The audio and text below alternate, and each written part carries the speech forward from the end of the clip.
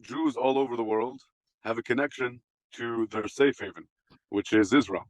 If there wasn't an Israel, on October 7th, there would be 6 million deaths. There wouldn't be 1,200 deaths. There wouldn't be 200 hostages. There would be entire country, entire world at freeze.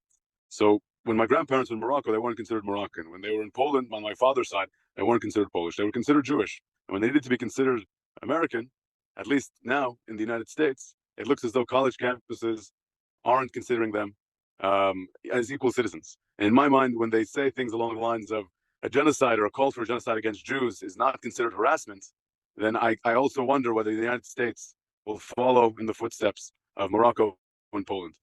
And so my first values are to my people and to my country. So when I saw the atrocities on October 7th, there was no question in my mind that I would join up my old unit and come back to Israel. I studied in Columbia from 2017 to 2020. It was a fantastic school in terms of the actual academic rigor. But walking around as a public Jew, as a proud Zionist, was dodging bullets left and right. Not physical bullets, but psychological ones. I remember in class, my professor, Joseph Mossad, endorsed Izz al-Din al-Qassam Brigade, the same terrorist organization that kidnapped and tortured my uncle to death. And here I am, a student, thinking that I was going to be treated like every other student. And the professor of the class is supporting a literal terrorist organization that, I cannot stress this enough, kidnaps, rapes, murders, tortures, and creates havoc. They're recognized by NATO and the European Union and the United States as a terrorist organization. And you have an Ivy League school that's funded by various external donors that has slowly changed the narration such that it makes it okay to terrorize. And I couldn't stand it at that time. I had just come back from the bike-a-thon that we had in my uncle Sharon Edri's memory, and I wore this bracelet over here.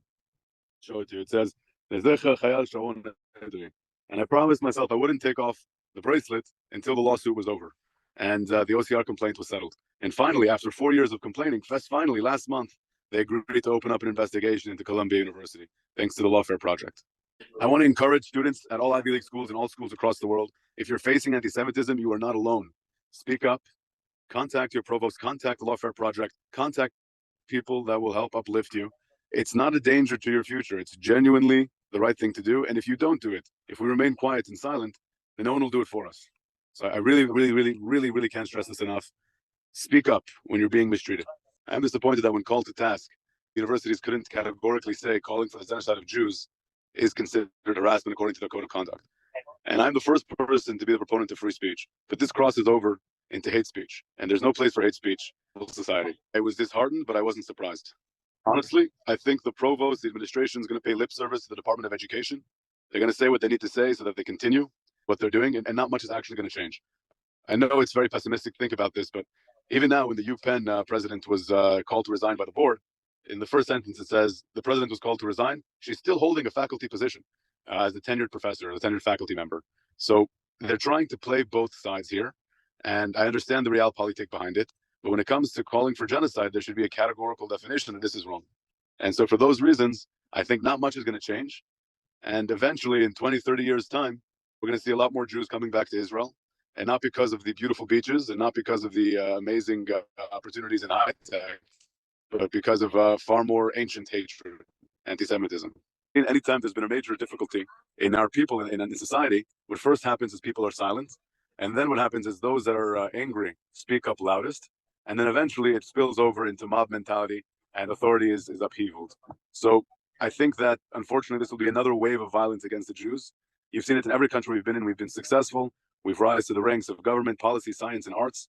And then all of a sudden, we've been kicked out. We've been dehumanized and eventually sent back to the camps and in worst scenarios, to death.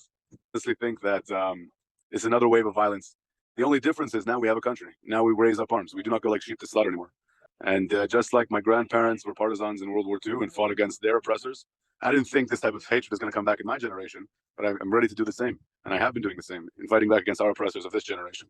So I think all in all, although we thought this hatred was confined to the history books of our grandparents' generation, it will come back. And they say, in every generation, they come to destroy us, but the Holy One, blessed be He, saved us from His hand. And I know I'm not a very religious person. I'm not a very spiritual person, but it's impossible to see the events of October 7th and the unfolding ramifications and not give a sense of hope to our history. Because we've been through this before and we've come out the other side. When they say they want to kill you, they actually want to kill you. When they say they want to globalize Intifada, it means they want to kill Jews all over the world. When they say they want from the river to the sea, it means they want Tel Aviv and they want Jerusalem and they want Netanya and everything in between. They're not calling for peace. It's not a question of one state or two states. It's a question of we don't want Jews to be on this land because the land was designated as Waqf territory. And for those reasons, don't take their threats lightly. Group up, go to vigils, go to protests, meet up with other Jews or allies that are fighting the good fight, and explain to them, make noise. If you don't cut off the head of the snake now, when it's just starting, when professors are just getting the courage to actually say these anti-Semitic slurs, and it's becoming normalized, then it's going to be far worse 5-10 years down the line. So right now, when people speak up and say, let's kill all the Jews, take them at their word. Don't pretend it's an empty threat, because if you don't cut off the head of the snake when it just appears, it's going to be a lot more venomous 5-10 years down the line. Gotcha. I'm not going to sugarcoat it. Already in 2024, there was a projected recession. What's been keeping us afloat was an injection of capital into the American monetary system. And even though interest rates have been slowly easing, there's still considered a massive recessionary adjustment in the coming years, not to mention the war with Ukraine or Taiwan or now in Israel. Personally, we've lost 45% of our clientele base. The second fund that we were looking to raise for fell through as well, with 95% of the capital community leaving. But there will always be a time to go back to civilian life. Now it's a time to stand up for what's right. So I'm not worried. During times of strife, there's always ways about coming back and readjusting. I do want to encourage people to go back and not feel guilty for having a good time. I want them to go back to stores, and I want them to go back to music halls, and I want them to go back to living their lives as normal, because there's a secondary terrorizing pain.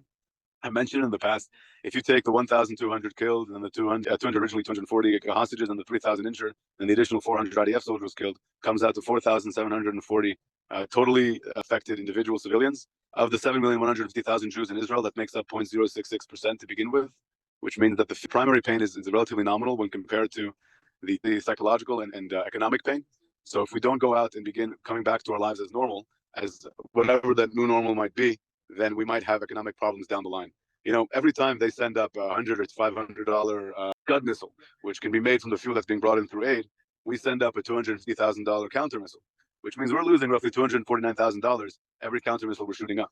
It's a long game that we're playing, and it's an economic game that we're playing. It's a geopolitical game that we're playing. And in order to win this war, we need to make sure that we are fighting on all fronts, and that means in the OF as well. I don't think I've digested everything, but for those, so I have difficulty talking about the details, but I can confirm stories of rape, of torture, burning babies, of genital mutilation. The evidence is really irrefutable. It's disgusting. If you want, you can go into Ichilov, the Department of Forensics, and see the tests that they're still doing on charred body parts to try to determine who they belong to, so that the families get a final resting place for their loved ones. You can do that today. You can get on a plane, come to Israel, go to Ichilov Hospital in Tel Aviv, and see for yourself. You can see videos of people describing how they were raped and tortured, how they put pieces of bedposts through the vaginal canal and out through the lower abdomen of certain women as they watched their babies burn.